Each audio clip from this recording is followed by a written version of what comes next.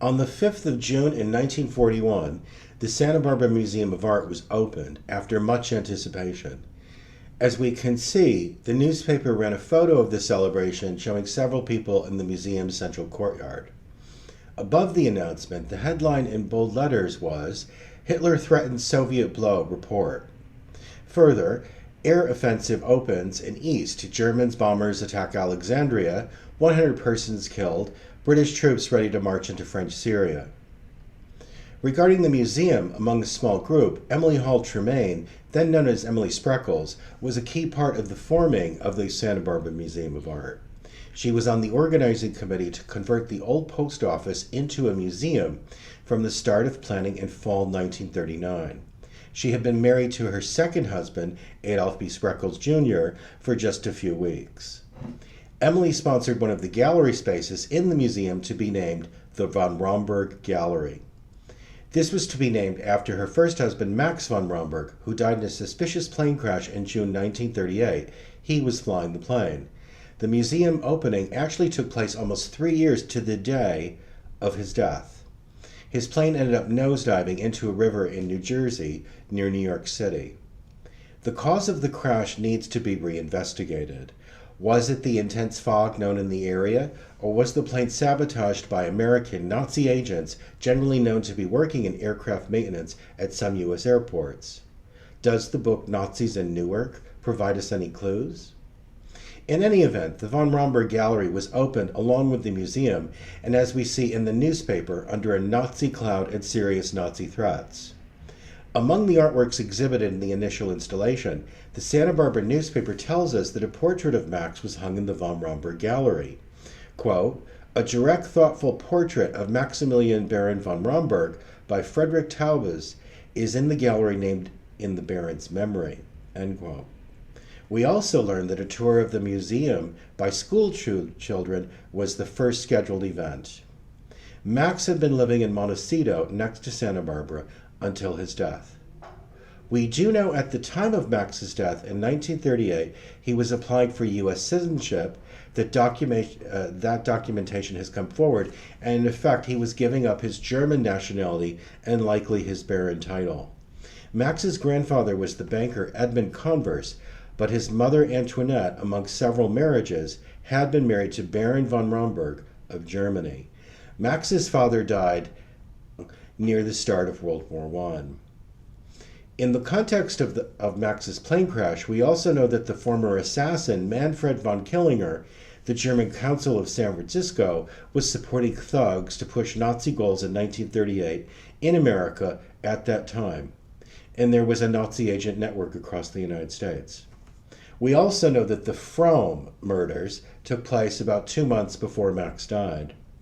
These murders and the investigation were national news over weeks and months in the United States. These murders, while east of El Paso, Texas, are believed to be very much tied to California, San Francisco, and Los Angeles, and Manfred von Killinger. Imagine after 1935 being a German immigrant and being ordered to report to the Nazi German consulate in San Francisco and undoubtedly asked about your assets, your family, your friends, and your support for Team Nazi. "Are you with us or against us?" perhaps they were asked. Back to the museum opening. Max's portrait was hung in the von Romberg Gallery, so a kind of tribute. There also was another situation. Emily Hall Tremaine, then known as Emily Spreckels, she had just stepped out of a nasty divorce fight in 1941 with her second husband of 1 year, Adolph B. Spreckels Jr. of San Francisco.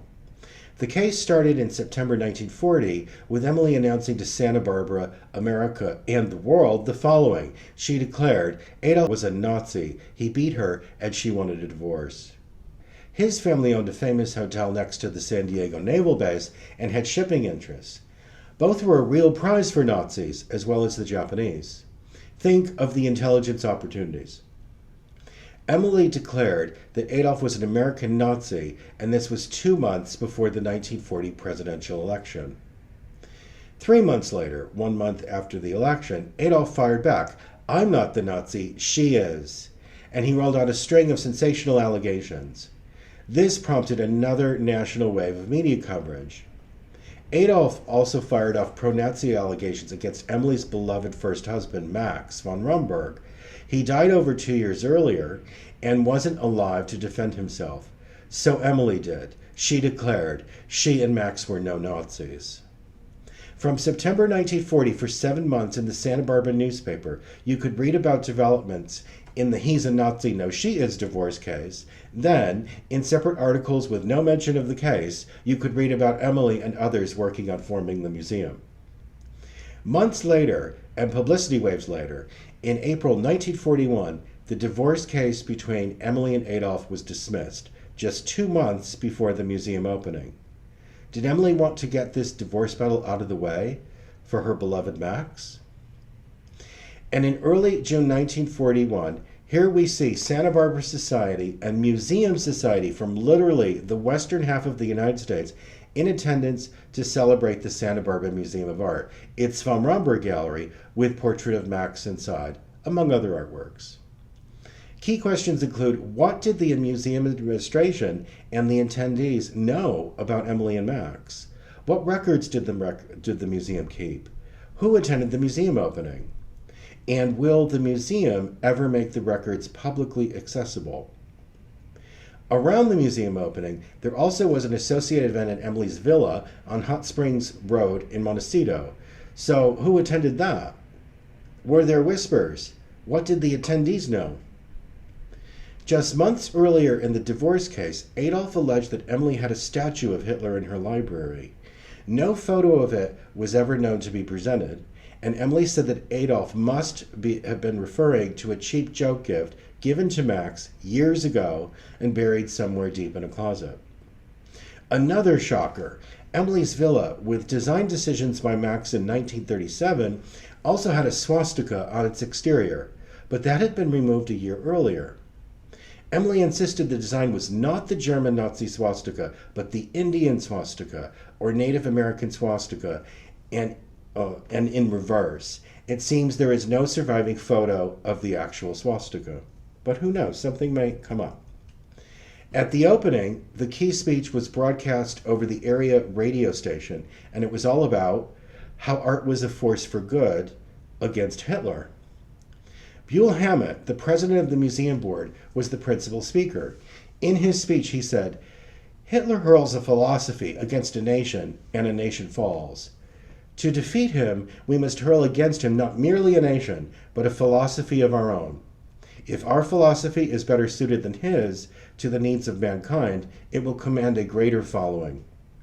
Democracy makes strong men and women out of its citizens by respecting their individuality, by throwing responsibilities on them, by encouraging their initiative and self-reliance. Democracy derives its very strength, its iron, from the strength of its freedom-loving, self-reliant individuals." But what, you may ask, does all this have to do with art? And more particularly, what does this have to do with the Santa Barbara Museum of Art? To that I reply, if the Santa Barbara Museum of Art can help strengthen the individuals from whom democracy draws its strength, then art, or the Santa Barbara Museum of Art, contributes to the strength of democracy. End quote. So just when you may have doubts about Emily, something like this comes forward about her history. How we make sense of the mystery of Emily, was she pro-Nazi, a U.S. Patriot spy, or both, barrels into the Santa Barbara Museum of Art opening very much. And hopefully one day, the museum will release the documentation, which may indeed help get to the bottom of this. I think Emily may indeed be innocent, and Max as well, wrapped around U.S. naval intelligence. There's their friend Philip Chancellor in naval intelligence. Emily's brother-in-law was working at the top level of it, and legendary spy chief Ellis M. Zacharias was not only working with Emily's brother-in-law, but visiting Emily and her family publicly after the opening of the museum and the crazy divorce attempt. Ellis sent his intelligence to FBI Director J. Edgar Hoover. I wonder if Leo Vandenberg, a Jewish Dutch refugee, and his Swedish wife Alexa were at the opening. Leo fled the Netherlands in 1939. The two collected art, and Emily befriended both upon their arrival. Yes, alleged pro-Nazi Emily had Jewish friends, put Jewish names prominently in her magazine, had anti-Nazi writers contributing to her magazine, was around U.S. military spies, and sometimes interacted with the gay crowd in Los Angeles. She and her first husband were also stuck with German nationality. She had a dog named Swastika. There was a swastika on her house. So as you can see, this all makes sense, or rather doesn't. I wonder if Emily's older sister Jane was also at the museum opening. Jane was a spy's wife. Also, Emily's mother was likely there. She entertained high-level Navy men and their wives in the late 1930s. Was Jane Gilbert Rackerby there too? Jane was a friend of Emily and her sister. Jane also was a celebrity lawyer's daughter out of Los Angeles, very social, and she was perfectly placed for spying. It's important to note that after the divorce case between Emily and Adolph was dismissed in April 1941, she did not live with him after. Emily tried to divorce him in 1943, with that case quickly dismissed.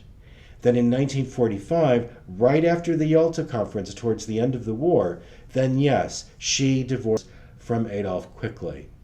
That was in Las Vegas, and the court record was sealed. Almost 50 years later, in 1987, Emily died in Connecticut at the age of 79. Emily's final wishes were to have her ashes sprinkled by plane above the higher hills of Montecito, which took place.